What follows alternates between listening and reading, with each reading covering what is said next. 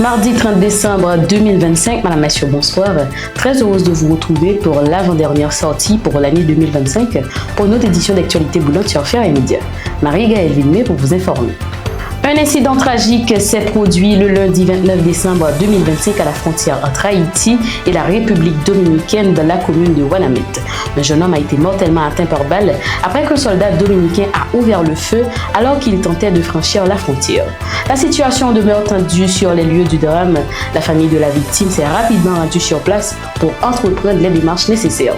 Les autorités compétentes sont attendues afin de faire la lumière sur les circonstances exactes de cet acte survenu dans la zone frontalière. Pour la deuxième année consécutive, l'unité de lutte contre la corruption figure parmi les personnalités de l'année désignées par le Nouvelliste, le plus ancien quotidien haïtien. L'ULCC est la seule institution publique à avoir été retenue dans ce classement. Cette reconnaissance intervient dans un contexte marqué par la publication de plusieurs rapports d'enquête visant l'ancien président Michel-Joseph Martelly ainsi que d'anciens ministres et 3 conseillers présidents, Smith Augustin, Emmanuel Vertiller et Louis-Gérald Gilles. Malgré ces performances qualifiées d'inédites, les personnes mises en cause, rejointes par l'ex-chef de l'État, réclament la révocation du directeur général de l'ULCC, Hans Joseph. Une situation qui alimente le débat sur l'indépendance des institutions de contrôle et la lutte contre la corruption en Haïti. Autre point de l'actualité, le Premier ministre Alix Didier Fils-Aimé a rencontré le lundi 29 décembre 2025 à la primature le directeur général de la PNH, André Jonas Vladimir Parison, accompagné d'agents de SWAT. Les échanges ont porté sur l'efficacité des opérations de sécurité et l'amélioration des conditions de travail des policiers engagés contre l'insécurité. Le chef du gouvernement a annoncé des mesures dont des primes de risque et une prise en charge médicale pour les agents blessés et a réaffirmé le soutien de l'État à la police nationale à l'issue d'une minute de silence en mémoire des policiers tombés en service.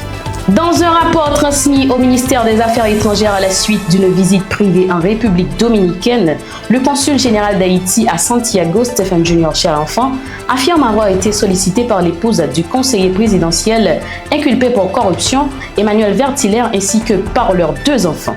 Selon le document, la famille aurait demandé la réservation de 4 chambres dans un hôtel 5 étoiles, le Marriott, ainsi qu'une prise en charge financière pour des activités de shopping. Le consul général indique avoir refusé cette requête, précisant qu'aucune ligne budgétaire du consulat ne permet de financer des voyages ou des dépenses à caractère privé.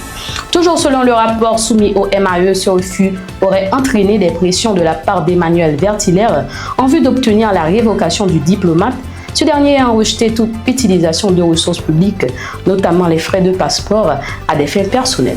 De l'autre côté, le gouvernement des États-Unis a annoncé la mise en place d'une assistance alimentaire d'urgence en faveur des familles haïtiennes confrontées à une insécurité alimentaire aiguë.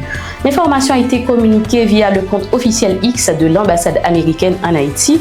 Selon la représentante diplomatique, cette aide vise à répondre aux besoins immédiats de la population le plus vulnérable dans un contexte de crise humanitaire aggravée par l'insécurité, les déplacements forcés et la précarité économique. Washington souligne par ailleurs son engagement à travailler avec les partenaires régionaux et internationaux afin de soutenir le relèvement durable et renforcer la résilience des communautés affectées.